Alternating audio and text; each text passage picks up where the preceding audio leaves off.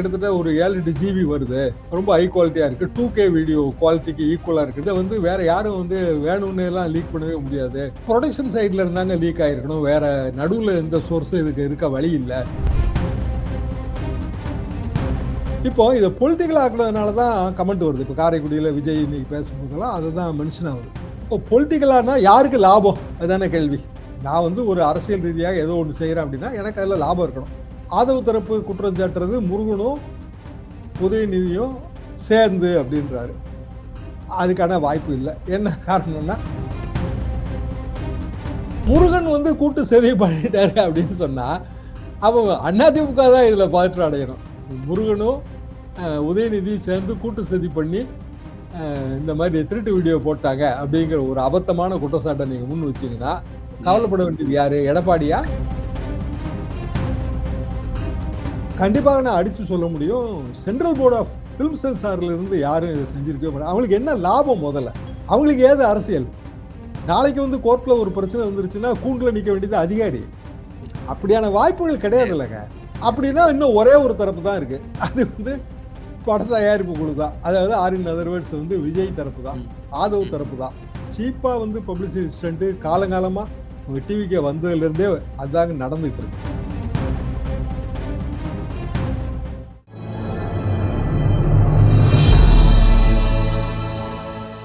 Tamil news நேயர்களுக்கு வணக்கம். இன்றைய சிறப்பு நேர்காணலில் நம்மோடு இருந்திருப்பவர் மூத்த பத்திரிகையாளர், வழக்கறிஞர், முனைவர் தராசு ஷியாம் சார். சார் வணக்கம் சார்.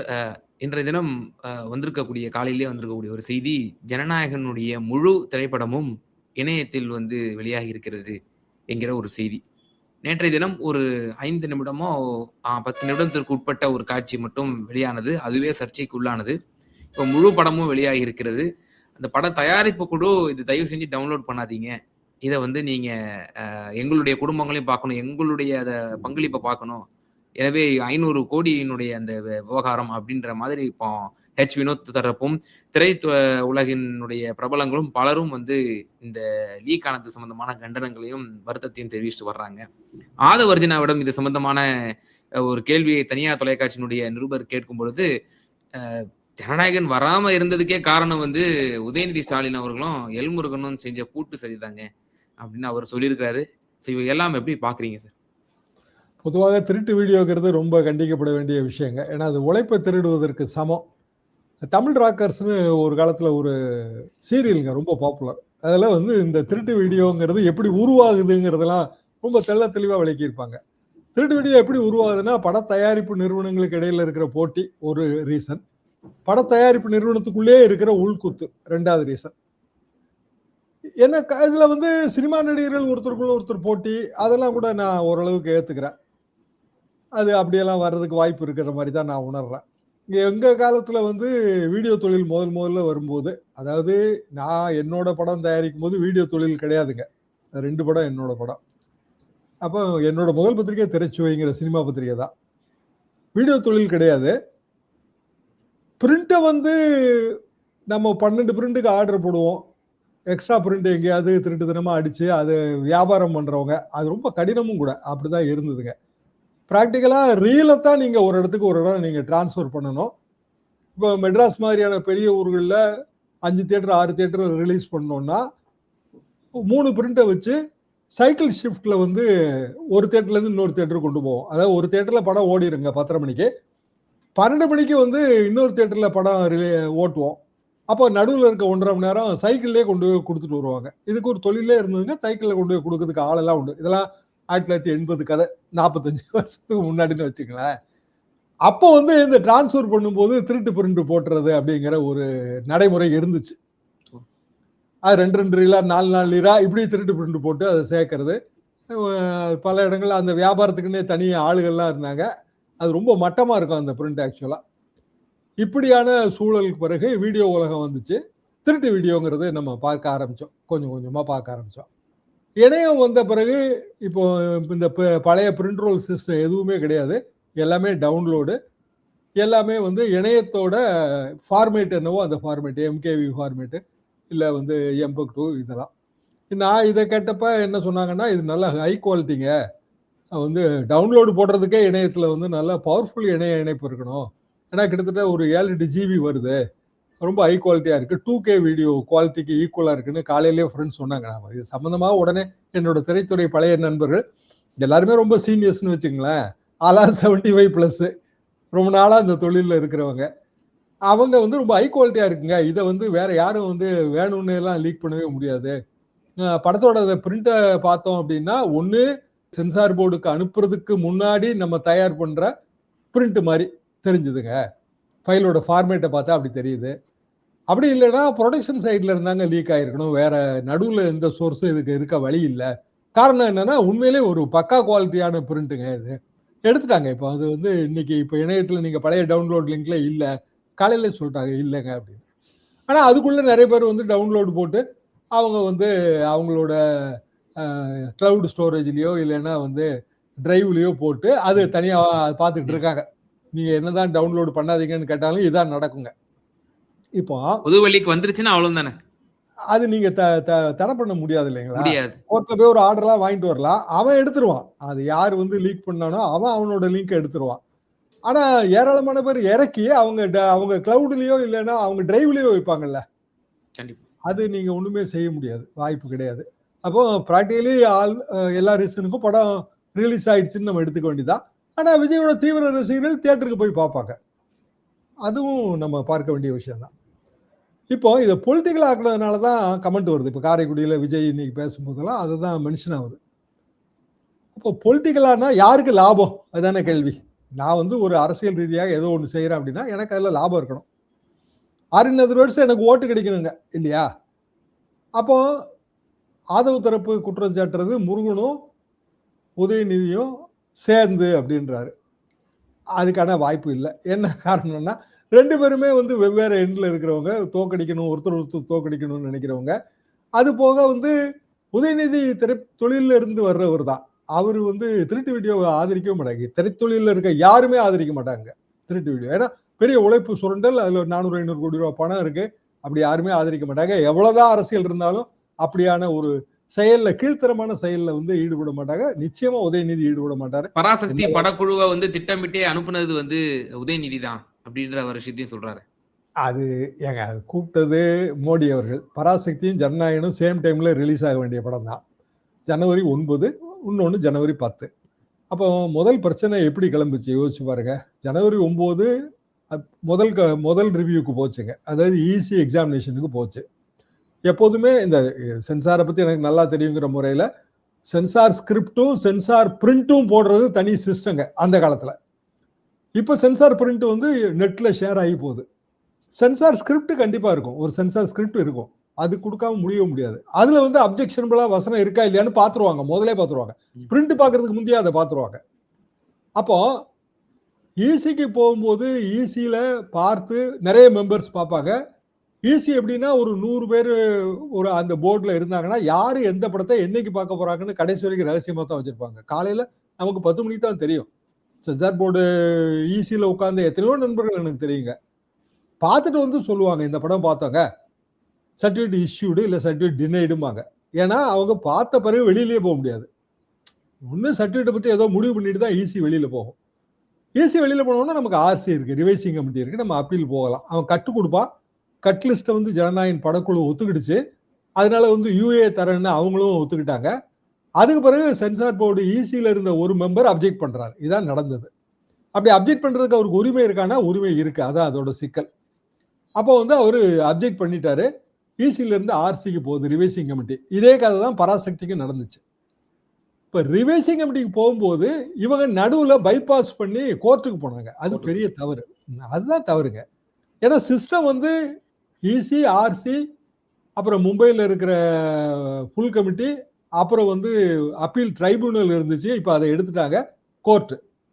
கோர்ட்டுக்கு டைரெக்டாக போய் நீங்கள் ஆர்டர் வாங்கிட்டு வந்தீங்கன்னா இந்தியா பூராவுமே வந்து சிபிஎஃப்சியோட அந்த அத்தாரிட்டி வந்து கொஸ்டின் ஆகும், அதை விட மாட்டாங்க. ஸோ நான் அப்போவே சொன்னேன், இதை பதிவு பண்ணேன், இது போனது பெரிய தப்புங்க, இது கண்டிப்பாக இவங்களுக்கு கிடைக்காது, இது இஷ்யூ தான் வரும், படம் ரிலீஸ் ஆமாங்கிறதெல்லாம் ரொம்ப சந்தேகம்னு ஜனவரி 9ஆம் தேதியே ஜனவரி 6ஓ 7ஓ நான் இந்த வீடியோ பதிவுலாம் போட்டேன். நிறைய நண்பர்களுக்கு என்னோட பேட்டிலையும் அதை சொல்லியிருக்கேன், டிவிலையும் சொல்லியிருக்கேன். அதே தான் நடந்துச்சு. கடைசியில் வந்து படம் ரிலீஸ் ஆகலை. ரிலீஸ் ஆகலைங்கும் போது உண்மையான தவறு யாருன்னா ஜனநாயகம் படக்குழு அல்லது அப்படி கோர்ட்டுக்கு போகலான்னு முடிவெடுத்தவங்களோட தவறு தான். அதுக்கப்புறம் அவங்க வந்து அதை சுப்ரீம் கோர்ட் வரைக்கும் போனாங்க. கோர்ட் வந்து திருப்பி நீ ஹைகோர்ட்டுக்கு போகணுச்சு. ஹைகோர்ட்டுக்கு போகணும்னு சொல்லும்போது இவங்க வந்து பெட்டிஷனை வித்ட்ரா பண்ணாங்க. பெட்டிஷனை வித்ட்ரா பண்ணி ஆர்சிக்கு போனாங்க. ஆர்சிக்கு போகிறதுக்குள்ள எலெக்ஷன் டேட் அனௌன்ஸ் ஆயிடுச்சு. அப்போ படத்தில் வந்து தேர்தல் சம்பந்தமான கமெண்ட்ஸ் இருக்கு, அதனால தான் எலெக்ஷன் கமிஷனோட ரிவ்யூ தேவைப்படுது அப்படிங்கும்போது கூட நான் ஒரு பதிவு போட்டேன். தேவையில்லைங்க, படத்தில் அந்த காலத்தில் வந்து எம்ஜிஆர் படம்லாம் வந்து நவரத்னம்னு நினைக்கிறேங்க, அதெல்லாம் வந்து தேர்தல் டைமில் ரிலீஸ் ஆன படம் தான். படத்தில் வந்து நேரடியாக அரசியல் கட்சிகளை தாக்குகிற வசனம் இருந்தால் அதில் சிக்கல் வரும். 20 படங்க, 20 படத்தில் வந்து கலைஞரோட வாழ்க்கை இதெல்லாம் அதில் வரும்போது, அப்போ ரிவைசிங் கமிட்டி ஈசியில் இருக்கிறவங்களே கலைஞர்கிட்ட ஒரு தடவை போட்டு காட்டியிருக்கேன்னாங்க. அவரு போட்டு காட்டிட்டு அவரு சினிமாக்காரங்க கஷ்டம்லாம் தெரிஞ்சவர் தான். அவரும் பெரிய திரைத்துறையிலேருந்து வந்தவர். அவரு மணிரத்னத்தை கூப்பிட்டு என்ன சொன்னார்னா, ஏப்பா நீ என்னைய வச்சு படம் எடுத்ததுக்கு உன்னைய வச்சே படம் எடுத்துருக்கலாமே, ரெண்டும் ஒண்ணுதான், நான் அப்ஜெக்ட் பண்ணலப்பா, போட்டோம் அப்படின்னாரு. அப்படிதான் அந்த படம் ரிலீஸ் ஆச்சுங்க. 20 படம் இப்போ வேணாலும் நீங்க பாருங்க, அதுல வந்து நிறைய பர்சனல் அட்டாக்ஸ் எல்லாம் இருக்கும். ஆனா கலைஞர் பெருந்தன்மை தான் காட்டினாரு. எதுக்காக நான் இதை சொல்ல வரேன் அப்படின்னா, ஜெனரலா திரைத்துறையோட சம்பந்தப்பட்டவங்க யாருமே ஒரு கலை படைப்பு முடங்கணும்னு நினைக்கவே மாட்டாங்க. அரசியலோட சம்பந்தப்பட்டவங்களுக்கு அரசியல் நோக்கம் இருந்தா ஏதாவது ஒரு வகையில் அப்ஜெக்ஷன் கிரியேட் பண்ணலாம். அப்போ விஜய் படத்தை முடக்கிறது மூலமாகவோ இல்லைன்னா வந்து இணையத்தில் வெளியிடுறது மூலமாகவோ பிஜேபிக்கு லாபம், திமுகவுக்கு லாபம்னா அது நிச்சயமா இல்லைங்க. அப்போ முருகன் வந்து கூட்டு சதி பண்ணிட்டாரு அப்படின்னு சொன்னா அப்போ அதிமுக தான் இதுல பாற்று அடையணும். முருகனும் உதயநிதி சேர்ந்து கூட்டு சதி பண்ணி இந்த மாதிரி திருட்டு வீடியோ போட்டாங்க அப்படிங்கிற ஒரு அபத்தமான குற்றச்சாட்டை நீங்க முன் வச்சீங்கன்னா கவலைப்பட வேண்டியது யாரு? எடப்பாடியா? நம்ம கூட்டணியில இருந்துட்டு எப்படி உதயநிதியோட டைப் பண்ணலாம் அப்படின்ட்டு. இப்ப அதுவால சொல்றாரு. இதுல ஒரு சின்ன குறுக்கீடு, அதுல ஆதவர்ஜனா வைக்கக்கூடிய விமர்சனம் தான் வந்து ஒரு நகைச்சுவையா இருந்துச்சு. அதிமுக, உதயநிதி, அதே போல திரு எல் முருகன் 3 பேரும் சேர்ந்து சதி செஞ்சிருக்காங்க அப்படின்ற ஒரு விஷயம் சொல்றாரு. இவர் பொருத்தமற்ற விமர்சனம் போல தெரிந்தது. சரி, அதுவாலியா வந்து யூனியன் மினிஸ்டர் குடியரசுக் கட்சி சார்பாக அதுவாலியா தானே அது. காலையில சன் நியூஸ்ல என்கிட்ட அதுக்கு தொலைபேசி பேட்டி கேட்டாங்க. பேட்டி முழுவதும் படிச்சு பார்த்தேன். அவர் என்ன சொல்றாரு அப்படின்னா, விஜய் கட்சிக்கு இடம் கிடைச்சு நாளைக்கு எங்களுக்கு தேவைப்பட்டா அவங்கள கூப்பிட்டு நாங்க ஆதரவு கேட்போன்றாரு. விஜய்க்கு ஆதரவு நிறைய இருக்குன்றாரு. யார் சொல்றா? பிஜேபி சொல்லுது. அப்படின்னா கவலைப்பட வேண்டியது யாரு? அதிமுக தான். ஏன்னா அதிமுக நாங்க தனி மெஜாரிட்டியோட ஆட்சி அமைப்போம்னு சொல்லிட்டு இருக்கிறவங்க. அப்ப கூட்டணி பார்ட்னரே இல்ல, தனி மெஜாரிட்டி கிடைக்காம போகக்கூடிய சூழலும் வரும் அப்படின்னு சந்தேகத்தை கிளப்ப முடியுமா? இப்ப திருமாவேரில் வச்ச குற்றச்சாட்டு என்னங்க? அவர் பேட்டியில வந்து அப்படி ஒரு தொனி தெரிக்க சொல்லிட்டாரு, அவ்வளவுதான். இன்னும் சொல்லப்போனா அது கொஞ்சம் தவறுதலா சொல்லப்பட்ட வார்த்தை தான். 2026 தேர்தலுக்கு பிறகு தமிழ்நாடு அரசியல் மாறும் அப்படின்ட்டாரு. அப்படின்னா எப்படி மாறும்னு எல்லாரும் புடிச்சுக்கிட்டாங்க. கடைசியில் அவரோட கேண்டிடேச்சரை வித்ட்ரா பண்ண வேண்டிய நிலைமைக்கு போயிட்டாரு இல்லைங்களா? எப்போதுமே இந்த கூட்டணி அரசியல்ல தேர்தல் நேரத்தில் அப்படியான கருத்துக்களை எல்லாம் பிரதிபலிக்க முடியாது. இப்போ இவர் யூனியன் மினிஸ்டர் 2வது வாட்டியே சொல்றாரு. பாண்டிச்சேரியிலையும் அதை சொன்னாரு. அது பாண்டிச்சேரிக்கும் பொருத்தம். பாண்டிச்சேரியிலையும் டிவிகே வேட்பாளர்கள் நிற்கிறாங்க. இப்பவும் கோயம்புத்தூர்லயும் சொல்றாரு, நாளைக்கும் சொல்லுவாரு அவரு. அப்போ அதிமுக கூட்டணிக்குள்ள இருக்கிற குழப்பங்களை தான் இந்த சம்பவங்கள் எல்லாமே பிரதிபலிக்குது. இப்போ ஜனநாயகன் படத்தை உண்மையிலேயே இப்படி வீடியோவாக ஹை குவாலிட்டி வீடியோவாக இணையத்தில் வெளியிடணும்னா 2 சோர்ஸ் தாங்க இருக்கு. ஒன்று சென்ட்ரல் போர்ட் ஆஃப் சென்சார், அது செய்யவே செய்யாதுங்க. ஏன்னா அதிகாரிகள் நாளைக்கு இது வந்து ஒரு கோர்ட் இஷ்யூவா மாறி கோர்ட் வந்து ஒரு ஆர்டரை போட்டுச்சு அப்படின்னா கம்ப்யூட்டர்ல இருந்து நீங்க என்ன டெல் பண்ணாலும் திருப்பி நம்ம வந்து அதை ரெக்கூப் பண்ணிடலாம். துறையில நீங்க அனுபவம் வாய்ந்தவர் என்ற அடிப்படையில் கேட்கிறேன், உங்க வரலாற்றுல நீங்க இப்படிப்பட்ட ஒரு சம்பவம் பார்த்திருக்கீங்க? சிபிஎஃப்சி ஒரு கசியை விடுற மாதிரியான சம்பவம் வாய்ப்பே கிடையாதுங்க. அதாவதுங்க நான் சொன்னலங்க, திருட்டு பிரிண்ட் போடுறதுங்கிறதே ரொம்ப மோசமா இருக்குங்க. அதெல்லாம் மனுஷன் பார்க்கவே முடியாது. திருட்டு வீடியோ அந்த காலத்துல வரும்போது திருட்டு வீடியோ பார்த்துட்டு திருப்பி தியேட்டர்லயும் போய் பார்க்கணும், உங்களுக்கு தெளிவில்லாம இருக்கும். இது வந்து வெரி ஹை குவாலிட்டி வீடியோன்னாங்க. அதாவது நம்ம திரைத்துறையில இருக்க நண்பர்கள் சொல்றாங்க, நமக்கு இருக்கிற இதுல பாக்குறதுக்கெல்லாம் நேரம் கிடையாதுங்க. ஆனா இல்ல பொதுவா இதை உட்கார்ந்து இப்ப காலை நேரத்துல எப்படிங்க யாரு பார்த்துட்டு இருக்க முடியும்? அதுக்கான நேரம் ஏது? முதல்ல டவுன்லோட் போடுறதுக்கே ரொம்ப டைம் எடுக்குங்க இது. அப்படிதான் சொல்றாங்க அவங்க. ம். சரி, ஒரு 3 மணி 9 நேரம் வீடியோ 2K ரெசல்யூஷன்னா நிச்சயமா ரெசல்யூஷனு அது வந்து கொள்ளையத்த ஜிபி வருது, நம்மகிட்டயாது அந்த ஃபெசிலிட்டி. அப்போ அது உண்மையிலே திரைத்துறையில இருக்கவங்க அவங்க வேணா டவுன்லோட் போட்டு பார்த்திருந்திருக்கலாம். இல்ல இப்ப சில நண்பர்களுக்கு அந்த ஃபெசிலிட்டி இருக்கும், பார்த்திருக்கலாம்.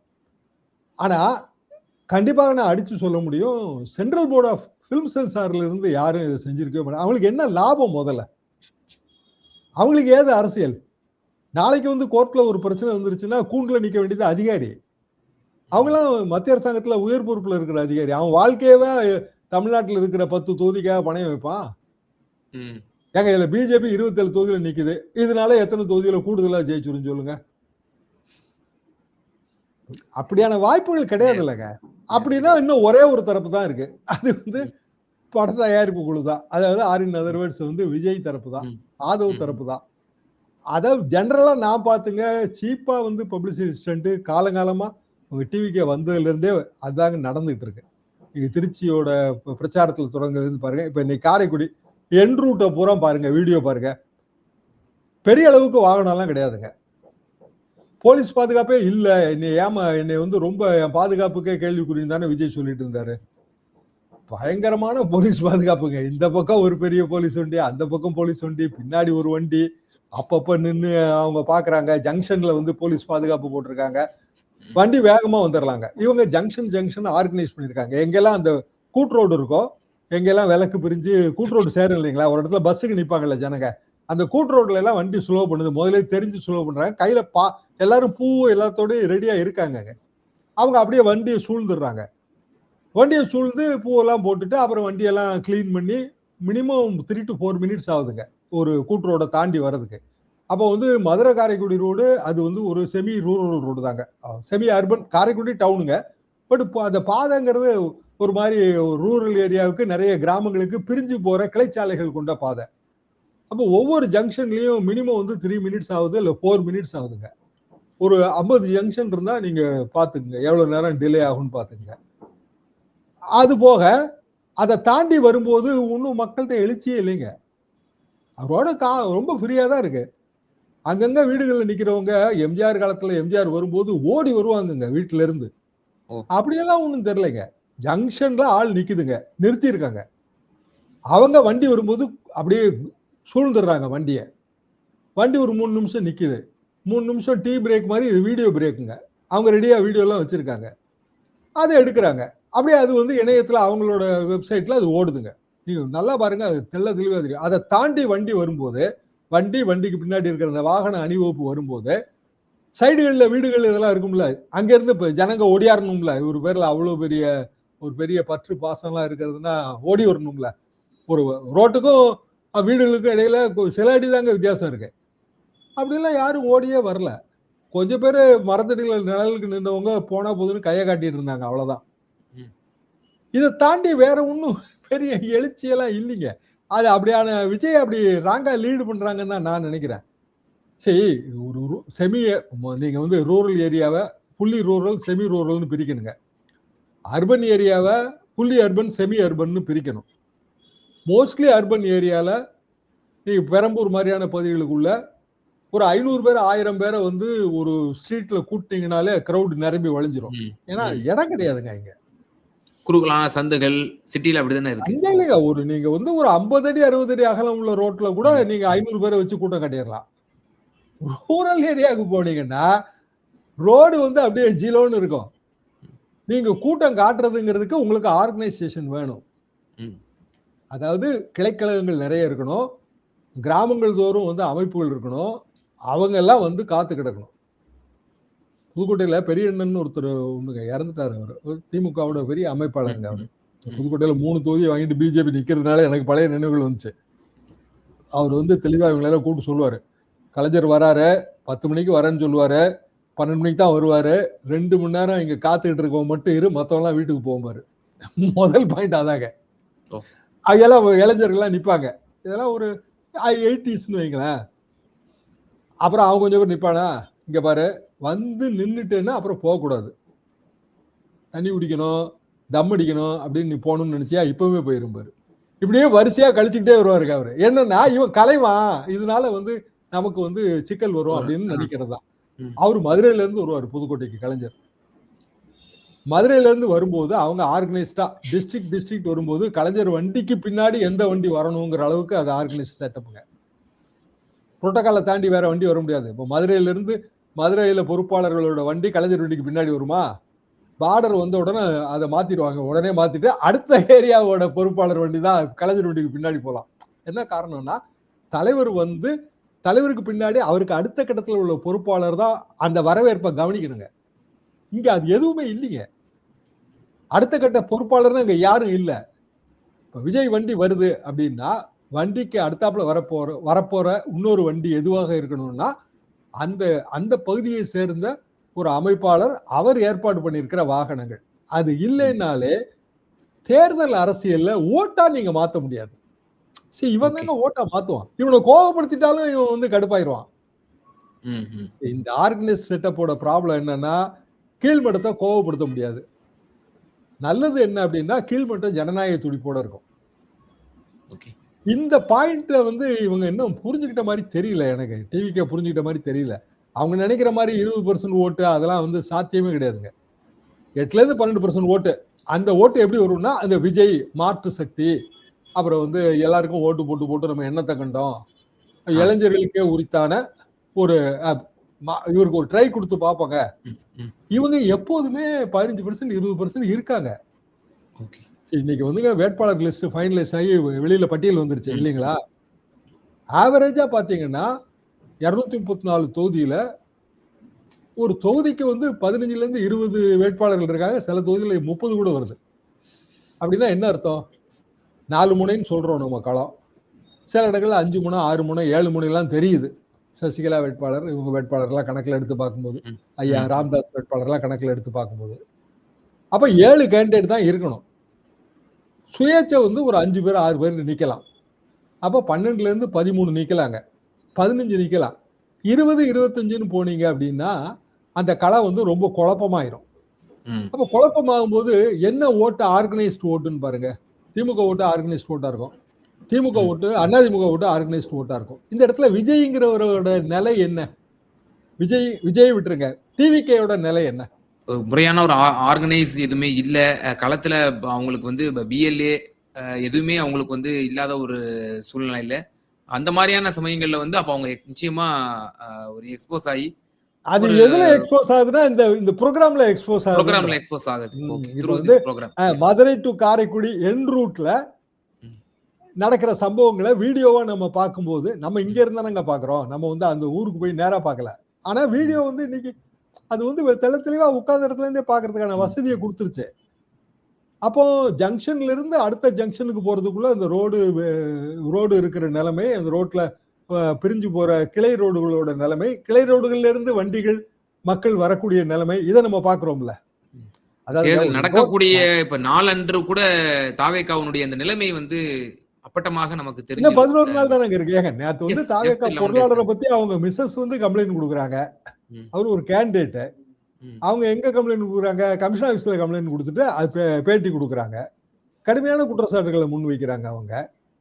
அப்போ வந்து இதுக்கான பதில் வந்து விஜய் தரணும்ல. ஏன்னா அவர் பொருளாளர் இல்லையா? ம்ஹ்ம். சரி, நிச்சயமா உண்மை ஒரு இருக்கு. ரெஸ்பான்சிபிலிட்டி இருக்கு. உண்மை இருக்கு. அதெல்லாம் கூட நான் இப்போ சொல்லலைங்க. ம். அது ஒரு ம். பாதிக்கப்பட்ட பெண். அவங்க வந்து ஏன்னா அவங்க ஃபேமிலியோட வந்து கம்ப்ளைண்ட் குடுக்காங்க. உண்மை இருக்குன்னு தான் நான் நினைக்கிறேன். அதுக்கான பொறுப்பு எடுத்துக்கணும்ல. ம். நெறைய கேண்டிடேட்டுங்க. TVK candidate. ஒரு 100க்கும் மேல. எல்லாமே வேற கட்சியில இருந்து போனவங்க. எல்லாமே வந்து ஒரு 2 நாள் 3 நாளைக்குள்ள கேண்டிடேட்டாவே ஆயிட்டாங்க. அவங்கள பற்றிய பல செய்திகள் வந்து திருப்பி வரும். ம். அதுக்கு பதில் இவங்க என்ன வச்சிருக்காங்கன்னா, எல்லாமே திமுக சதி. திமுக பாரதிய ஜனதா கூட்டு சதி. திமுக அவங்கள தாண்டி எல்லா கட்சியும் சேர்ந்து கூட்டா வந்து அவங்களுக்கு எதிரா சதி செய்யுதுங்கிறது தான் ஆதவோட ஸ்டாண்ட். சார் இப்போ சிபிஎஸ்இ தரப்புல லீக் பண்றதுக்கு சான்ஸே இல்லன்னு சொல்லி உங்க அனுபவபூர்வமா நீங்க விஷயத்த சொன்னீங்க. இப்போ தயாரிப்பு குழு தான் வந்து இத வந்து லீக் பண்ணியிருக்க கூடும் அப்படின்ற விஷயம். அப்ப இவங்க லீக் பண்றதன் மூலியமா இவங்களுக்கு என்ன அப்ப அட்வான்டேஜ் கிடைக்க போகுது? 500 கோடி வந்து இன்வெஸ்ட்மென்ட் பண்ணியிருக்காங்க. அப்ப அத வந்து இழக்க நேரிடும். மவுசு குறைஞ்சிரும். பொது வெளிக்கு வந்துச்சு அப்படின்னா, அப்ப இதுல என்ன அவங்க வந்து நிலைநாட்ட விரும்புறாங்கன்றது நம்ம எப்படி பார்க்குது? இப்பவுமே படம் வெளியில வருதுங்கிறது தேர்தல் முடிஞ்ச பிறகுதான் இல்லைங்களா? அடுத்த கட்ட அதாவது ஆர்சில என்ன கட்டு கொடுத்துருக்காங்கன்னு நமக்கு தெரியாது. ம். அப்போ தேர்தல் முடிஞ்ச பிறகு ப்ராபபிலி மேயோட செகண்ட் வீக் தேர்ட் வீக் இல்லைன்னா ஜூன் அப்படித்தானே படம் ரிலீஸ் ஆக முடியும். இப்பவுமே இதுக்கு பேரே பெண்டிங் சப்ஜெக்ட்னு சொல்லுவாங்க சினிமா உலகத்துல. அதாவது ஜனவரி மாசம் ரிலீஸ் ஆக வேண்டிய படம் மே மாசத்துலயோ ஜூன் மாசத்துலயோ ரிலீஸ் ஆகுது அப்படின்னாலே மிக இயல்பாக அந்த அந்த படம் ரொம்ப நிலுவையில் இருந்த படம் அப்படின்னு ஆயிருங்க. எப்போதுமே அப்படி ஆயிரும். அப்போ ஜனநாயகன் வந்து பெரிய அளவுக்கு வசூல் பாக்ஸ் ஆஃபீஸில் ஹிட் ஆகுமாங்கிறதெல்லாம் ரொம்ப சந்தேகத்துக்கிடமான விஷயம். விஜய் உட்பட. விஜய்க்கும் அந்த சந்தேகம் தெரியும். ஏன்னா விஜய் கொடுத்த எல்லா படமுமே ஹிட் படம்லாம் ஒன்றும் கிடையாதுங்களே. சமீபத்தில் படம் எத்தனை படம் ஃபெயிலியர் ஆச்சு? ஓடிடிலே பார்க்க முடியாத படம் எத்தனை படங்க விஜய் படம்? நிறைய. ஓட்டி பார்த்தாலும் ஓடிடியில பார்க்க முடியாத படங்க. கோட்லாம் பார்க்கவே முடியலங்க. நான் தியேட்டருக்குலாம் போய் ரொம்ப நாள் ஆச்சுங்க. தியேட்டருக்கு ரொம்ப வருஷம் ஆச்சுங்க. எல்லாமே ஓடிடி தான். அப்போ ஓடிடிலே பார்க்க முடியாத படங்களை அப்போ விஜய் கொடுத்தாருல. அப்போ அவரோட ரசிகர்கள்லாம் அதை ஓட்டிருக்கலாம்னா அந்த படத்தை ஹிட் ஆக்கி இருக்கணும்லன்ற. அப்படி ஆக்க முடியாதுங்க. எம்ஜிஆர் படம் தோல்வி படம் இருக்குங்க. சரி, ஒரு படம் ஓடணும் அப்படின்னா ரசிகர்கள் அல்லாதவர்கள் பார்க்கணும் இல்லையா? Are in other words general public. அப்போ ரசிகர்கள் பார்த்துருவாங்க. முதல்ல சில நாட்கள் அவங்க பார்த்துருவாங்க. அப்புறம் ஜெனரல் பப்ளிக் பார்க்கல அப்படின்னா படத்துக்கு டாக் கிடையாது. டாக் இல்லைன்னா படம் ஸ்லோ சப்ஜெக்ட் ஆயிரும். அது ஓடாத படம் தான். அப்போ ஜனநாயகன் வந்து ரிலீஸ் ஆனாலும் பெரிய அளவுக்கு ஓடாது அப்படிங்கிறது இப்போ தெரிஞ்சு போச்சு. பட தயாரிப்பு நிறுவனத்துக்கு லாஸ் வரும்.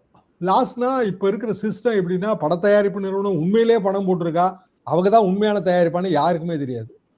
அங்க வரிசையில் இருக்காங்க எக்ஸிக்யூட்டிவ் ப்ரொடியூசர். முன்னாடி தயாரிப்புன்னு ஒரு சிங்கிள் டைட்டில் தாங்க போடுவாங்க. அப்புறம் வழங்கும்னு போடுறது வந்துச்சு. பிரசன்ஸ் அப்படின்னா கொஞ்சம் நம்மளும் அதுல ஹீரோவும் பணம் போட்டிருக்காருன்னு அர்த்தம். இப்போ வந்து executive producer, line producer, OTT ப்ரொடியூசர்னு ஊர்பட்ட ப்ரொடியூசர் இருக்காங்க. டைட்டில பார்த்தாலே தெரியுது அது. அப்ப யாரு உண்மையான ஓனர் இந்த படத்துக்கு? இல்ல நிறைய ஓனர் இருக்காங்களா? இதெல்லாம் யாருக்குமே தெரியாதுங்க. விஜய்க்கு மட்டும் தான் தெரியும். அப்போ விஜயோட பங்கு இந்த படத்தை நீங்க 500 கோடி ரூபாய் பட தயாரிப்பு நிறுவனத்துக்கு நஷ்டம்னு சொல்றீங்கல்ல, அந்த வாதத்துக்காக நான் இதை வைக்கிறேன். உண்மையிலே பட தயாரிப்பு நிறுவனத்துக்கு அவ்வளவு பெரிய நஷ்டம் இருக்கா அப்படின்னா அவங்க எப்படியாவது போராடியாவது கொண்டு வந்திருப்பாங்களே. அப்ப விஜயோட பணமும் அதுல இருக்கணுங்க. அப்படி இல்லைன்னா விஜய்க்கு அவங்க பணம் கொடுத்துருக்க மாட்டாங்க, ஏரியா உரிமையை கொடுத்துருப்பாங்க. இப்படி அதுக்குள்ள உள்குத்து நிறைய இருக்குங்க. சினிமா உலகத்துல உள்குத்து எக்கச்சக்கமா வந்துருச்சு. அப்போ ரொம்ப ஈஸியா தயாரிப்பு நிறுவனம் லாஸ் ஆயிட்டீங்களா, ஓகே நான் இன்னொரு படம் பண்ணி தரேன் அப்படி சொல்லிடலாம். இவர் கடைசி படம்னு சொல்லியிருக்காரு. இதை அது அடுத்த சிக்கல். அப்படின்னா நான் என்ன புரிஞ்சுக்கிறேன்னா, என்னோட கணக்குப்படி பெரிய அளவுக்கு வெற்றியெல்லாம் இந்த முதல் தேர்தலில் கிடைக்காதுங்க. அவர் நினைக்கிற மாதிரி அவர் சிஎம்ஆலாம் ஆகவே முடியாது. அப்படின்னா கட்சியை தொடர்ந்து நடத்தாம முடியாதுங்க. அப்போ பிஜேபியில இந்த இவங்கெல்லாம் சொல்றதை பார்க்கும்போது அவங்களுக்கு நாளைக்கு ரிசல்ட் மாறி வந்துச்சு அப்படின்னா 2029 தேர்தலில் வேற ஒரு கூட்டணி வேண்டியது வரும்னு அவங்க நினைப்பாங்க. அந்த கூட்டணிக்கு தான் இப்பவுமே அச்சாரம் போடுறாரோ அமைச்சர்னு எனக்கு ஒரு சந்தேகம். என்னோட சந்தேகம். கண்டிப்பா அவரு விஜய், அதாவதுங்க எடப்பாடி பழனிசாமியை வல்லவர் நல்லவர் வாழ்வீச தெரிந்தவர்னு சொல்றதுக்கு பதிலா விஜய் நல்லவர் வல்லவர், அவருக்கு ஆதரவு நிறைய இருக்கு, தேர்தலுக்கு பிறகு கூட்டணி கூட வைக்கலாம் அப்படின்னு சொன்னா என்னங்க அர்த்தம்? அப்படின்னா ஒரு பிட்டு போட்டு வைக்கிறாங்கன்னு தானே அர்த்தம். அப்படிதான் நான் புரிஞ்சுக்கிறேங்க. அந்த இதை நாடுறாங்க அப்படின்னு தான் புரிஞ்சுக்க முடியும். எப்ப நாடுவாங்க அவங்க? 29 தான் நாடுவாங்க. இப்போ வந்து 2026 உண்மையிலே யாருக்கு இது இந்த தேர்தல்ல யாருக்கு ஸ்டேக் அதிகம்? நிச்சயமா இபிஎஸ் தான் நான் முதலமைச்சராக போறேன், நான் வந்து அதிமுக தனித்த ஆட்சி அமைக்கும், தனி மெஜாரிட்டி ஆட்சி அமைக்கும்னு சொல்றாரு. அப்ப வந்து மத்திய அமைச்சர் குண்டை வீசுறாரு, இல்ல விஜய் தாங்க ஆதரவு அதிகம், நாங்க தேர்தலுக்கு பிறகு அவரோட கூட தேவைப்பட்டா கூட்டணி வைப்போம்னு சொல்றாரு. அப்படின்னா இது எப்படிங்க? சொந்த வீட்டிலே அடுப்புக்கு ஒல வைக்கிற சமம் தானே, தீய வைக்கிறதுக்கு சமம் தானே. ஆதவர்ஜன் அளிக்கக்கூடிய விமர்சனம் தான் வந்து ஒரு நகைச்சுவையா இருந்துச்சு. அதிமுக, உதயநிதி, அதே போல திரு எல் முருகன் 3 பேரும் சேர்ந்து சதி செஞ்சிருக்காங்க அப்படின்ற ஒரு விஷயம் சொல்றாரு. இவர் பொருத்தமற்ற விமர்சனம் போல தெரிந்தது. சரி, அதுவாலியா வந்து யூனியன் மினிஸ்டர் குடியரசுக் கட்சி சார்பாக அதுவாலியா தானே அது காலையில சன் நியூஸ்ல என்கிட்ட அதுக்கு தொலைபேசி பேட்டி கேட்டாங்க. பேட்டி முழுவதும் படிச்சு பார்த்தேன். அவர் என்ன சொல்றாரு அப்படின்னா, விஜய் கட்சிக்கு இடம் கிடைச்சு நாளைக்கு எங்களுக்கு தேவைப்பட்டா அவங்கள கூப்பிட்டு நாங்க ஆதரவு கேட்போன்றாரு. விஜய்க்கு ஆதரவு நிறைய இருக்குன்றாரு. யார் சொல்றா? பிஜேபி சொல்லுது. அப்படின்னா கவலைப்பட வேண்டியது யாரு? அதிமுக தான். ஏன்னா அதிமுக நாங்க தனி மெஜாரிட்டியோட ஆட்சி அமைப்போம்னு சொல்லிட்டு இருக்கிறவங்க. அப்ப கூட்டணி பார்ட்னரே இல்ல, தனி மெஜாரிட்டி கிடைக்காம போகக்கூடிய சூழலும் வரும் அப்படின்னு சந்தேகத்தை கிளப்ப முடியுமா? இப்ப திருமாவேர்ல வச்ச குற்றச்சாட்டு என்னங்க? அவர் பேட்டியில வந்து அப்படி ஒரு தொனி தெரிக்க சொல்லிட்டாரு, அவ்வளவுதான். இன்னும் சொல்லப்போனா அது கொஞ்சம் தவறுதலா சொல்லப்பட்ட வார்த்தை தான். 2026 தேர்தலுக்கு பிறகு தமிழ்நாடு அரசியல் மாறும் அப்படின்ட்டாரு. அப்படின்னா எப்படி மாறும்னு எல்லாரும் புடிச்சுக்கிட்டாங்க. கடைசியில் அவரோட கேண்டிடேச்சரை விட்ரா பண்ண வேண்டிய நிலைமைக்கு போயிட்டாரு இல்லைங்களா? எப்போதுமே இந்த கூட்டணி அரசியல்ல தேர்தல் நேரத்தில் அப்படியான கருத்துக்களை எல்லாம் பிரதிபலிக்க முடியாது. இப்போ இவர் யூனியன் மினிஸ்டர் 2வது வாட்டியே சொல்றாரு. பாண்டிச்சேரியிலையும் அதை சொன்னாரு. அது பாண்டிச்சேரிக்கும் பொருத்தம். பாண்டிச்சேரியிலையும் டிவிகே வேட்பாளர்கள் நிற்கிறாங்க. இப்பவும் கோயம்புத்தூர்லயும் சொல்றாரு, நாளைக்கும் சொல்லுவாரு அவரு. அப்போ அதிமுக கூட்டணிக்குள்ள இருக்கிற குழப்பங்களை தான் இந்த சம்பவங்கள் எல்லாமே பிரதிபலிக்குது. கோவலேஷன் கவர்னன்ஸ் ஆஃப்டர் எலெக்ஷன் அப்படின்னு ஒரு பேச்சு வந்தாலே அப்ப அது வந்து அஇஅதிமுகவுக்கு தான் பெரும் ஒரு பாதகம்.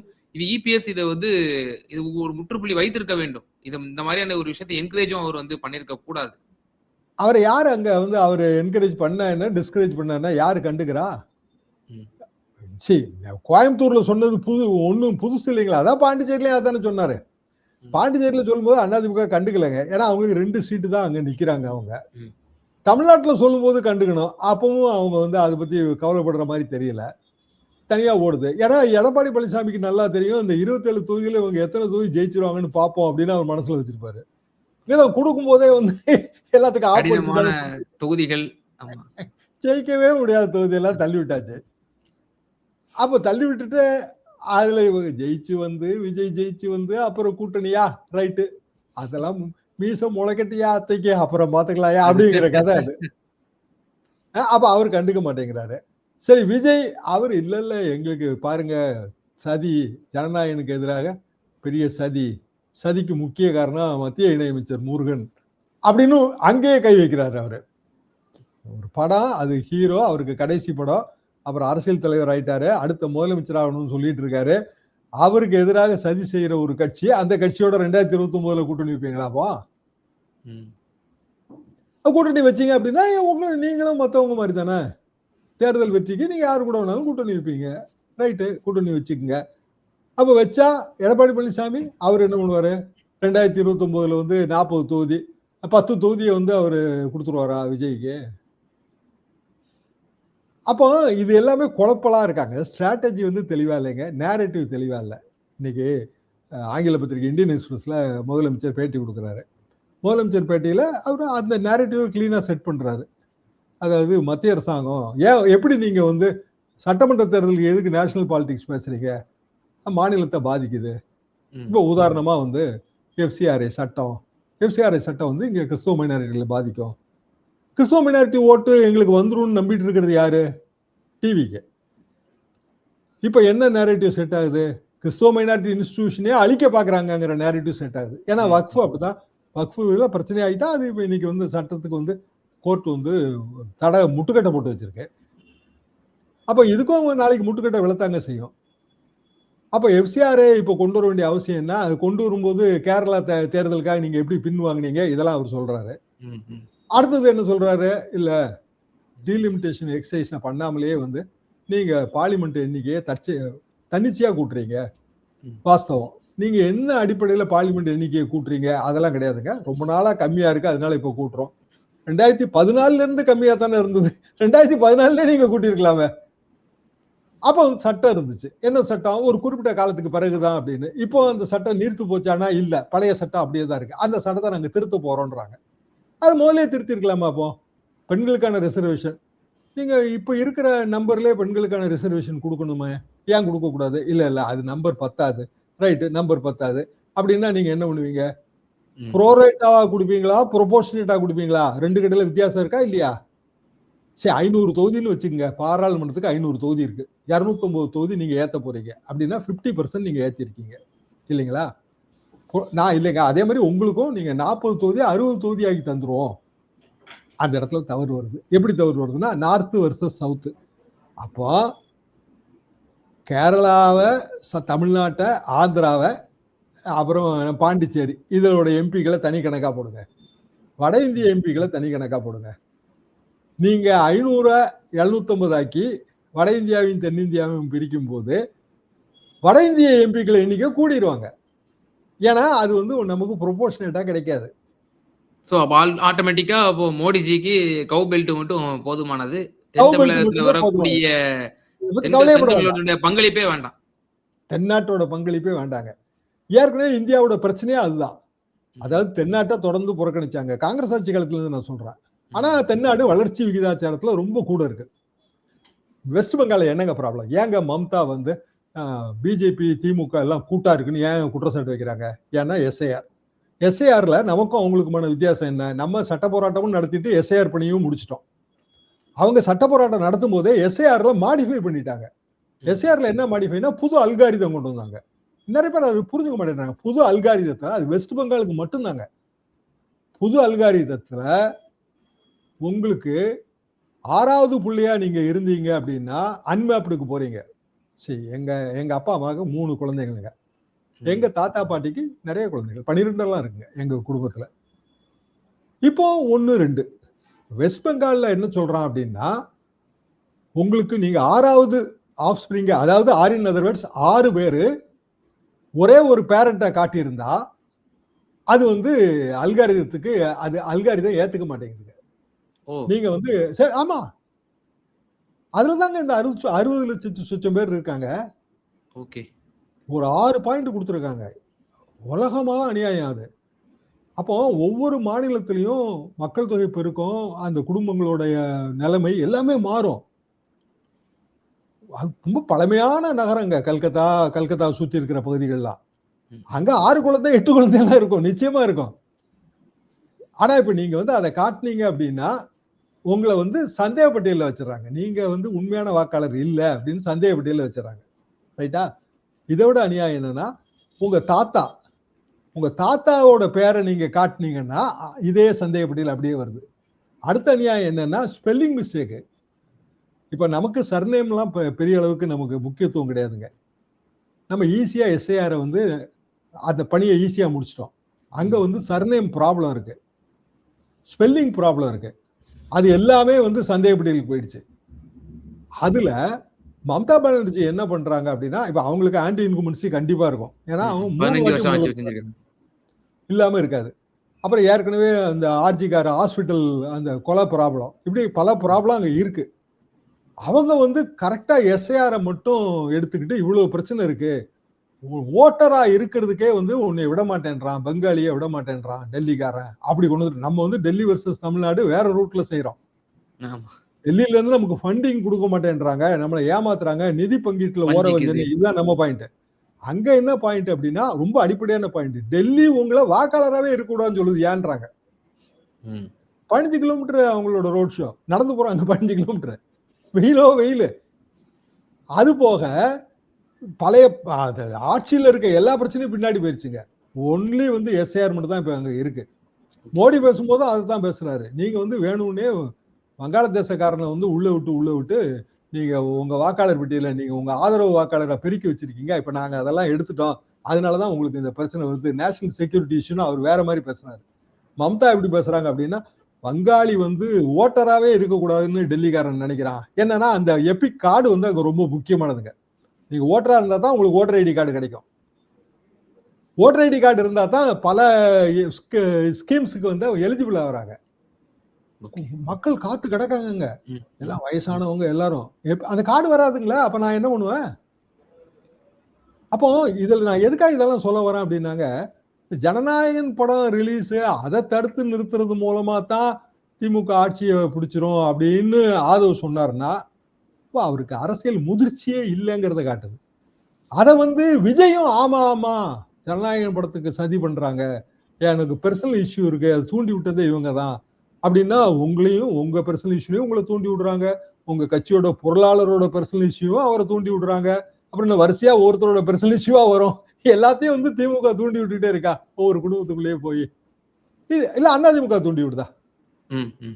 போலீஸ் பாதுகாப்பே இல்ல. என்னை வந்து ரொம்ப என் பாதுகாப்புக்கே கேள்விக்குறின்னு தானே விஜய் சொல்லிட்டு இருந்தாரு. பயங்கரமான போலீஸ் பாதுகாப்புங்க. இந்த பக்கம் ஒரு பெரிய போலீஸ் வண்டி, அந்த பக்கம் போலீஸ் வண்டி, பின்னாடி ஒரு வண்டி. அப்பப்ப நின்னு அவங்க பார்க்குறாங்க. ஜங்ஷன்ல வந்து போலீஸ் பாதுகாப்பு போட்டிருக்காங்க. வண்டி வேகமா வந்துரலாங்க. இவங்க ஜங்ஷன் ஆர்கனைஸ் பண்ணியிருக்காங்க. எங்கெல்லாம் அந்த கூட் ரோடு இருக்கோ, எங்கெல்லாம் விலக்கு பிரிஞ்சு கூட் ரோடு சேரும் இல்லைங்களா? ஒரு இடத்துல பஸ்ஸுக்கு நிப்பாங்கல்ல ஜனங்க. அந்த கூட் ரோட்ல எல்லாம் வண்டி ஸ்லோ பண்ணுது. முதல்ல தெரிஞ்சு ஸ்லோ பண்றாங்க. கையில எல்லாரும் பூ எல்லாத்தோடயும் ரெடியா இருக்காங்கங்க. அவங்க அப்படியே வண்டியை சூழ்ந்துடுறாங்க. வண்டியை சூழ்ந்து பூவெல்லாம் போட்டுட்டு அப்புறம் வண்டியெல்லாம் கிளீன் பண்ணி மினிமம் 3 to 4 மினிட்ஸ் ஆகுதுங்க. ஒரு கூட் ரோட தாண்டி வர்றதுக்கு. அப்போ வந்து மதுரை காரைக்குடி ரோடு அது வந்து ஒரு செமி ரூரல் ரோடு தாங்க. செமி அர்பன் காரைக்குடி டவுனுங்க. பட் இப்போ அந்த பாதைங்கிறது ஒரு மாதிரி ரூரல் ஏரியாவுக்கு நிறைய கிராமங்களுக்கு பிரிஞ்சு போற கிளைச்சாலைகள் கொண்ட பாதை. அப்போ ஒவ்வொரு ஜங்ஷன்லயும் மினிமம் வந்து 3 மினிட்ஸ் ஆகுது இல்ல 4 மினிட்ஸ் ஆகுதுங்க. ஒரு 50 ஜங்ஷன் இருந்தா நீங்க பாத்துக்குங்க எவ்வளவு நேரம் டிலே ஆகும்னு பாத்துக்குங்க. அது போக அதை தாண்டி வரும்போது இன்னும் மக்கள்கிட்ட எழுச்சியே இல்லைங்க. அவரோட ரொம்ப ஃப்ரீயா தான் இருக்கு. அங்கங்க வீடுகள்ல நிக்கிறவங்க எம்ஜிஆர் காலத்துல எம்ஜிஆர் வரும்போது ஓடி வருவாங்கங்க வீட்டுல இருந்து. அப்படியெல்லாம் ஒண்ணும் தெரியலைங்க. ஜங்ஷன்ல ஆள் நிக்குதுங்க, நிறுத்தி இருக்காங்க. அவங்க வண்டி வரும்போது அப்படியே சூழ்ந்துடுறாங்க வண்டியை. வண்டி ஒரு 3 நிமிஷம் நிக்குது. 3 நிமிஷம் டீ பிரேக் மாதிரி வீடியோ பிரேக்குங்க. அவங்க ரெடியா வீடியோ எல்லாம் வச்சிருக்காங்க. அதை எடுக்கிறாங்க. அப்படியே அது வந்து இணையத்துல அவங்களோட வெப்சைட்ல அது ஓடுதுங்க. நீங்க நல்லா பாருங்க, அது தெள்ள தெளிவா தெரியும். அதை தாண்டி வண்டி வரும்போது வண்டிக்கு பின்னாடி இருக்கிற அந்த வாகன அணிவகுப்பு வரும்போது சைடுகள்ல வீடுகள் இதெல்லாம் இருக்கும்ல, அங்க இருந்து இப்ப ஜனங்க ஓடியாரணும்ல. ஒரு பேர்ல அவ்வளவு ஒரு பெரிய பற்று பாசம்லாம் இருக்கிறதுனா ஓடி வரணும்ல. ஒரு ரோட்டுக்கும் வீடுகளுக்கும் இடையில சில அடி தாங்க வித்தியாசம் இருக்கு. அப்படிலாம் யாரும் ஓடியே வரல. கொஞ்சம் பேர் மரத்தடியில நிழலுக்கு நின்றவங்க போனா போதுன்னு கையை காட்டிட்டு இருந்தாங்க, அவ்வளவுதான். இதை தாண்டி வேற ஒன்றும் பெரிய எழுச்சியெல்லாம் இல்லைங்க. அது அப்படியான விஜய் அப்படி ராங்கா லீடு பண்றாங்கன்னு தான் நான் நினைக்கிறேன். இவங்க இன்னும் புரிஞ்சுக்கிட்ட மாதிரி தெரியல எனக்கு. டிவிக்கே புரிஞ்சுக்கிட்ட மாதிரி தெரியல. அவங்க நினைக்கிற மாதிரி 20% ஓட்டு அதெல்லாம் வந்து சாத்தியமே கிடையாதுங்க. 8லேருந்து 12% ஓட்டு. அந்த ஓட்டு எப்படி வரும்னா அந்த விஜய் மாற்று சக்தி, அப்புறம் வந்து எல்லாருக்கும் ஓட்டு போட்டு நம்ம எண்ணத்தை கண்டோம், இளைஞர்களுக்கே உரித்தான ஒரு இவருக்கு ஒரு ட்ரை கொடுத்து பார்ப்போங்க. இவங்க எப்போதுமே 15% 20% இருக்காங்க. இன்னைக்கு வந்துங்க வேட்பாளர் லிஸ்ட் ஃபைனலைஸ் ஆகி வெளியில பட்டியல் வந்துருச்சு இல்லைங்களா? ஆவரேஜா பாத்தீங்கன்னா 234 தொகுதியில ஒரு தொகுதிக்கு வந்து 15லேருந்து 20 வேட்பாளர்கள் இருக்காங்க. சில தொகுதியில 30 கூட வருது. அப்படின்னா என்ன அர்த்தம்? 4 முனைன்னு சொல்றோம் நம்ம களம். சில இடங்கள்ல 5 முனை 6 முனை 7 முனைலாம் தெரியுது. சசிகலா வேட்பாளர், இவங்க வேட்பாளர்லாம் கணக்கில் எடுத்து பார்க்கும்போது, ஐயா ராம்தாஸ் வேட்பாளர்லாம் கணக்கில் எடுத்து பார்க்கும்போது, அப்ப 7 கேண்டிடேட் தான் இருக்கணும். சுயேட்சை வந்து ஒரு 5 பேர் 6 பேர் நிக்கலாம். அப்ப 12லேருந்து 13 நிக்கலாங்க, 15 நிக்கலாம். 20 25ன்னு போனீங்க அப்படின்னா அந்த களம் வந்து ரொம்ப குழப்பமாயிரும். அப்ப குழப்பமாகும் போது என்ன ஓட்டு ஆர்கனைஸ்ட் ஓட்டுன்னு பாருங்க. திமுக ஓட்டு ஆர்கனைஸ்ட் ஓட்டா இருக்கும், திமுக ஓட்டு அதிமுக ஓட்டு ஆர்கனைஸ்ட் ஓட்டா இருக்கும். இந்த இடத்துல விஜய்ங்கிறவரோட நிலை என்ன? விஜய் விட்டுருங்க, டிவிகேயோட நிலை என்ன? முறையான ஒரு ஆர்கனைஸ் எதுவுமே இல்ல. களத்துல அவங்களுக்கு வந்து பிஎல்ஏ எதுவுமே அவங்களுக்கு வந்து இல்லாத ஒரு சூழ்நிலையில அந்த மாதிரியான சமயங்கள்ல வந்து அப்ப அவங்க நிச்சயமா ஒரு எக்ஸ்போஸ் ஆகி அது எதுல எக்ஸ்போஸ் ஆகுதுன்னா இந்த ப்ரோக்ராம்ல எக்ஸ்போஸ் ஆகுது. ப்ரோக்ராம்ல எக்ஸ்போஸ் ஆகுது. மதுரை டு காரைக்குடி என் ரூட்ல நடக்கிற சம்பவங்களை வீடியோவா நம்ம பார்க்கும்போது நம்ம இங்க இருந்தாங்க பாக்குறோம். நம்ம வந்து அந்த ஊருக்கு போய் நேரா பார்க்கல. ஆனா வீடியோ வந்து இன்னைக்கு அது வந்து தெள்ள தெளிவா உட்கார்ந்த இடத்துல இருந்தே பாக்குறதுக்கான வசதியை கொடுத்துருச்சு. அப்போ ஜங்ஷன்ல இருந்து அடுத்த ஜங்ஷனுக்கு போறதுக்குள்ள அந்த ரோடு இருக்கிற நிலைமை, அந்த ரோட்ல பிரிஞ்சு போற கிளை ரோடுகளோட நிலைமை, கிளை ரோடுகள்ல இருந்து வண்டிகள் மக்கள் வரக்கூடிய நிலைமை, இதை நம்ம பாக்குறோம்ல. அதாவது நடக்கக்கூடிய இப்ப நாளன்று கூட தாவேகாவுடைய அந்த நிலைமை வந்து அப்பட்டமாக நமக்கு தெரியும். 11 நாள் தானே இருக்கு. நிச்சயமா சார். சிபிஎஃப்சி இந்த ஜனநாயகன் விவகாரம் முழு வெளியீடு தற்போது வந்து லீக் ஆயிருக்கிறது. இதனுடைய பின்னணி அரசியல ரொம்ப தெளிவா எங்க நேயர்களுக்கு உங்களுடைய கருத்துக்களை பகிர்ந்தீங்க. நன்றி.